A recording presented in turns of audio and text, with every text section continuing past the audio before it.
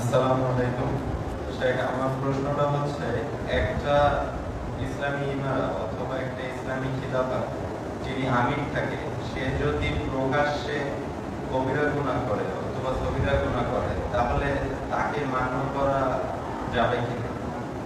প্রকাশ্যে বলতে মানে প্রকাশ্যে সে কবিরা গুনাহে লিপ্ত হচ্ছে, আচ্ছা আচ্ছা তাকে তার আনুগত্য করা যাবে কি? আচ্ছা কিরকম কবিরা গুনাহ? যেমন যেমন এটা আপনার কাছে একটা কবিরা গুনাহ মনে হচ্ছে, কিন্তু এটা আসলে কবিরা গুনাহ হতে পারে। যেমন প্রকাশ্যে মত আছে, হ্যাঁ। যেটা করতে হচ্ছে এই টাইপের জিনিস, তাহলে তার আনুগত্য করা যাবে? হ্যাঁ, যে কোনো ইয়ে আপনার প্রশ্নটা আবার একটু করেন, জি। আবার প্রশ্ন করেন। আমার প্রশ্নটা ছিল, একটা ইসলামী ইমারত অথবা ইমারত যে খলিফা।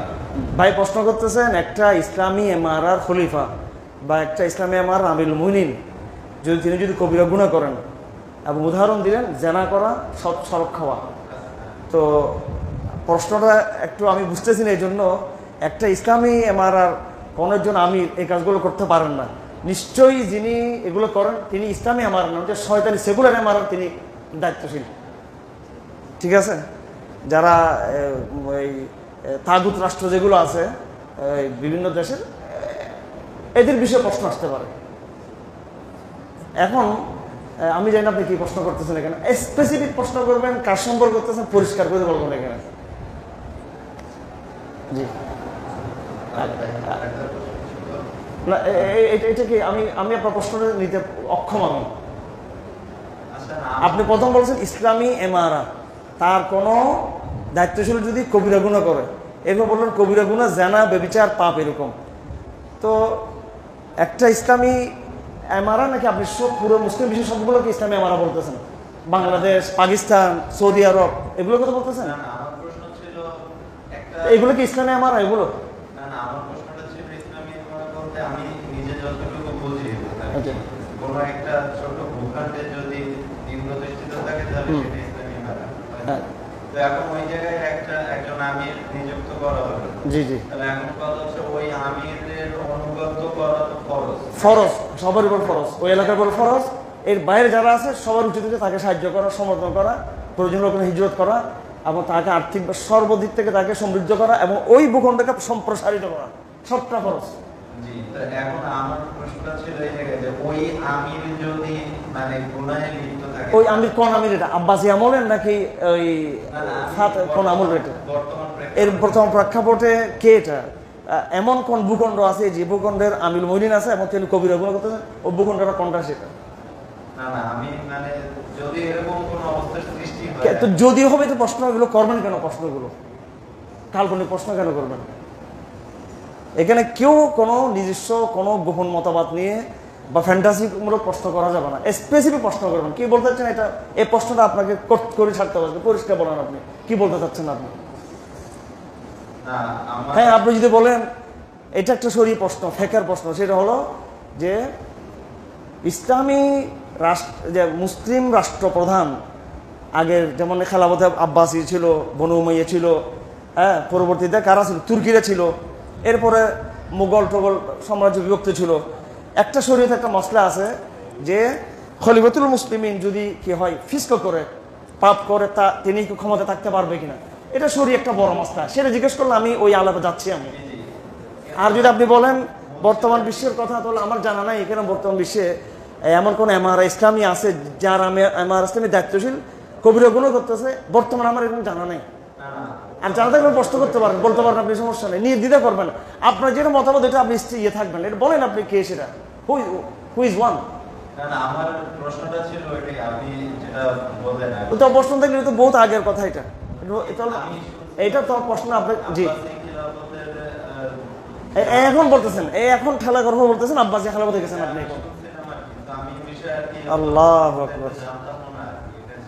আব্বাসী খেলাফতে অনেক বাদশারা পাপ করতো, এটা বলবেন আপনি। অথবা বলবেন উমাইয়া খেলাফতে অনেকে পাপ করতো, তাদের কি বিধান ইসলামে, এটা বলার দরকার, সবার জানার দরকার আছে এটা। সেই হিসেবে মুসলিম বিশ্বের যারা এই দায়িত্বশীল তাদের উপরে শরীয়তের বিধান কি, এটা বলতে হবে আপনাকে। আপনার প্রশ্ন ছিল কোনো একটা এমআর ইসলামিয়া সেখানে যদি উনি যদি আমিরুল মুমিনিন যদি পাপ করে এবং তাও বর্তমান সময়ে, তাহলে মারাত্মক একটা ক্রিটিক্যাল ব্যাপার স্যাপার। এটা কোথায়, কোন জায়গায়, কোন ভূখণ্ডে এমন আমিরুল মুমিনিন যিনি পাপ করছেন, তিনি কবিরা গুনাহ করছেন? জি হ্যাঁ, এবার আপনাকে বলি, রাষ্ট্র ক্ষমতা থেকে কেউ যদি পাপ করে, পাপ দুই রকম। একটা হলো কুফর করা, কি করা? সরাসরি কুফর লিপ্ত হওয়া। কুফর লিপ্ত হলে সাথে সাথে তিনি তো তার পদচ্যুত হবেন এবং তাকে পদ থেকে সরিয়ে দেওয়ার জন্য জনগণের দায়িত্ব, এক নম্বর। আর তিনি যদি ফিস্ক করেন, কবিরা গুনাহ করছেন, তিনি নিজে বেবিচার করছেন কিন্তু বেবিচারকে তিনি আইন করেন নাই। নিজে মদ খাচ্ছেন, মদকে কিন্তু তিনি আইন করেন নাই। নিজে শরাব খাচ্ছেন, শরাবকে তিনি আইন করেন নাই। সুদ নিচ্ছেন, সুদকে তিনি আইন করেন নাই। ইন্ডিভিজুয়াল কবিরা গুনাহ। এরকম ব্যক্তিগত কবিরা গুনাহ করলে জনগণ তাকে সরাইতে পারবে না ক্ষমতা থেকে, তার তওবা করতে হবে। তবে নিজে নিজে তিনি ক্ষমতার অযোগ্য বলে বিবেচিত হবেন। পরিষ্কার কিতাবে লেখা আছে ইয়ানআজিলু, উনি নিজে নিজে ক্ষমতা অযোগ্য বলে বিবেচিত হবেন। তবে জনগণ তাকে শুধু কবিরা গুনার কারণে তাকে কি করতে পারবে না, তার বিরুদ্ধে বিদ্রোহ করতে পারবে না। এজন্য আকীদার কিতাবে লেখা আছে ওয়ালা নারাল খুরুজ আলা আইম্মাতিনা ওয়া ইন জারু, এটা আকীদা তাহাবীর মধ্যে আছে। এগুলো একদম খুব মৌলিক বিধান ইসলামের। যদি শাসক গোষ্ঠী যদি কি করে, যদিও জুলুম করে আমাদের উপরে, এবং তারা যদি খারাপ কাজও করে, পাপ করে, তারা ব্যক্তিগতভাবে, একটা হচ্ছে পাপ করা আর পাপটাকে সাংবিধানিকভাবে হালাল করা, দুই জিনিস কিনা। ফাকার কিতাব আছে, আকীদার কিতাবে লা নুকাফিরু আহলাল কিবলাতি বিযামমিন মা লাম ইস্তাহিল্লু, আমরা ওই সময় একজনকে কাফের বলবো যখন তিনি শুধু পাপ করেন নাই, বরং পাপকে তিনি কি মনে করেন, হালাল মনে করেন। তখন তিনি অবশ্য ক্ষমতাচ্যুত হবেন, তার বিরুদ্ধে বিদ্রোহ করা যাবে। আরেকজন হলো তিনি পাপকে হালাল মনে করেন নাই, ইন্ডিভিজুয়াল পাপ করছেন এবং জুলুম করেন তিনি, কিন্তু তিনি আমিরুল মুমিনিন, তিনি খলিফাতুল মুসলিমিন, কিন্তু মানুষকে তিনি জুলুম করেন, মানুষকে তিনি অত্যাচার করেন। এরকম হয়ে থাকলেও বলা হচ্ছে তার বিরুদ্ধে কি করা যাবে না, বিদ্রোহ করা যাবে না, কারণ বিদ্রোহ করলে ফিতনা তৈরি হবে। হ্যাঁ, যদি সব জনগণ ঐক্যবদ্ধ হয় এবং সামর্থ্য অর্জন হয়, তখন সবাই মিলে তাকে অপারেশন করতে পারবে। কিন্তু এমনি জনগণ নিজ থেকে স্বেচ্ছায় তার বিরুদ্ধে বিদ্রোহ করবে না, যদি তিনি জুলুমও করে থাকেন এবং তিনি পাপ করলো। আচ্ছা, 3 নম্বর হলো তার পাপটা এই ক্রিয়াশীল পাপ। শুধু তিনি ইন্ডিভিজুয়াল পাপ করতেছেন না, তিনি আরেকজনকে বাধ্য করতেছেন পাপ করার জন্য। তিনি প্রকাশ্যে মদ খাচ্ছেন এবং আরেকজনকে মদ খাইতে বাধ্য করতেছেন। রমজান মাসে তিনি রোজা রাখেন না, অন্য সবাইকে বলছে তোমরা হোটেল খোলা রাখো, রোজা করো। নিজেও পাপ করে, সমাজকে, রাষ্ট্রকে, সবাইকে কি করে তিনি পাপের জন্য বাধ্য করে, ওইদিকে তিনি আহ্বান করে। সে অবস্থায় তার বিরুদ্ধে কি করা যাবে, বিদ্রোহ করা যাবে। 3টা অবস্থা। কয়টা অবস্থা? 3টা। একটা হলো যে তিনি শুধু ইন্ডিভিজুয়াল পাপ করছেন, একা পাপ করছেন, তাহলে ওই সময় নিজে নিজের ক্ষমতাচ্যুত বলে বিবেচিত হবেন, কিন্তু কেউ তার বিরুদ্ধে বিদ্রোহ করতে পারবে না যদি তিনি করে। 2 নম্বর হলো তার আকীদার মধ্যে যদি কি থাকে, এটা 1 নম্বরে। আকীদার মধ্যে সমস্যা থাকলে অটোমেটিক তিনি কি হয়ে যাবেন, তিনি একদম স্বাভাবিকভাবে স্বয়ংক্রিয়ভাবে তিনি তাকে আর খলিফা গণ্য করা হবে না যদি কুফর করে থাকেন তিনি। আর জনগণ তার বিরুদ্ধে খুরুজ করতে পারবে, যেটাকে কিতাবে খুরুজ বলা হয়। 3 নম্বর হলো এমন পাপ যে আরেকজনকে যিনি বাধ্য করেন, তখনও ওই কুফরের মতো, কুফরের যে বিধান একজন সরকারের ব্যাপারে, কুফরের যে বিধান, ওই কবিরা গুনারও সেই বিধান, যে কবিরা গুনাহ তিনি আরেকজনকে বাধ্য করছেন। তাহলে 3টা অবস্থা। কয়টা অবস্থা হলো? পরিষ্কার সবার কাছে? পরিষ্কার না মনে হয়? এগুলো আকীদার কিতাবে আছে, আমাদের আকীদার দার্সে এগুলো বিস্তারিত বলা আছে এগুলো। এখন আব্বাসিয়া আর বনু উমাইয়ার আমলে যে শাসক গোষ্ঠী ছিল, তাদের আমলে ইসলামের আইন বাস্তবায়ন ছিল। কি ছিল? আইন বাস্তবায়ন ছিল। তারা কেউ কুফরি করেন নাই, বেশিরভাগ কুফরি করেন নাই, এবং বেশিরভাগ এমন কোনো কবিরা গুনাহ করেন নাই যে কবিরা গুনাহ তিনি আরেকজনকে বাধ্য করছেন, এরকমও না। ব্যক্তিগতভাবে তিনি কিছু কি করতেন, কেউ ফাসিক ছিলেন। কি ছিলেন? ফাসিক ছিলেন, জালেম ছিলেন। ব্যক্তিগতভাবে ফাসিক জালেম থাকলে ওই সময় উলামায়ে কেরাম বলছেন যে তাদের বিরুদ্ধে সাধারণত কি করা যাবে না, করা যাবে না। তবে ইমাম আবু হানিফা রাহমাতুল্লাহ আলাইহি সহ অনেকে বলছেন বিদ্রোহ না করা গেলেও তাকে সমর্থন না করা, তাকে এড়িয়ে চলা, আর সুযোগ থাকলে সামর্থ্য থাকলে তখন তাকে অপসারণ করার প্রয়াস করা। এটা ব্যক্তি অনেক আলাদার মতামত আছে।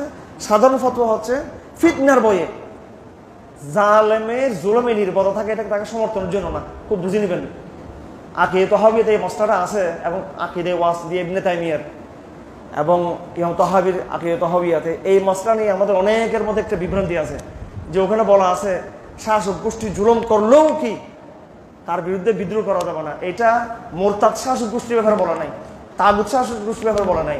এটা ইমানদার শাসক গোষ্ঠী যে ইসলামী আইনকে বাস্তবায়ন করছে, ব্যক্তিগত তার মধ্যে কিছু কি আছে, ফিস্ক আছে, ওইরকম শাসক গোষ্ঠীর বিরুদ্ধে কি করা যাবে, বিদ্রোহ করা যাবে না।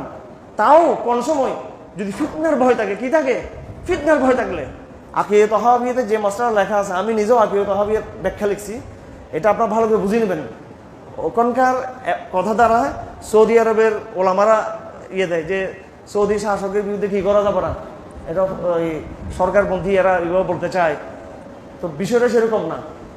জালেম এবং ফাসেক শাসকের বিরুদ্ধে জনগণ করবে না কোন সময় যদি ফিতনার ভয় থাকে, যে এটার দ্বারা কি হবে, হ্যাঁ আরো নতুন করে কি সৃষ্টি হয়ে যাবে, ফিতনা তৈরি হবে আরো নতুন করে, আরো গন্ডগোল বাড়বে আরো। ওই সময় কিন্তু মানা করে কি, এটা বাধা দেওয়া হয়েছে যে জালেম শাসককে তোমার মেনে নাও এবং ফাসেককে মেনে নাও।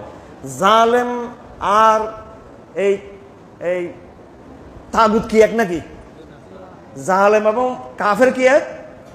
জালেম এবং মোরতাদ কি এক নাকি? ক্যাটাগরি ভিন্ন ভিন্ন। তো জালেম হলো তার জুলুমটাকে সহ্য করো, তাকে নসিহা দাও, তাকে ওখান থেকে ফিরে আসতে বলো। ফিতনার যেহেতু ভয় আছে সেজন্য তুমি কি করিও না। ইসলাম সামাজিক সিস্টেমকে ধরে রাখার জন্য বলা হয়েছে কি, জুলুমকে সহ্য করো। কি করো?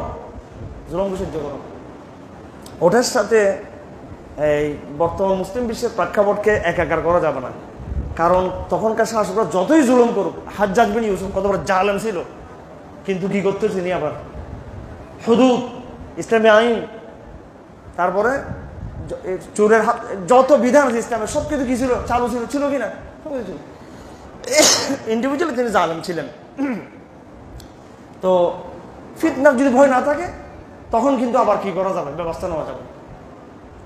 অনেক একটা জটিল প্রশ্ন করছেন, যাক রাখেন, আর অনেক লম্বা হয়ে গেছে এটা।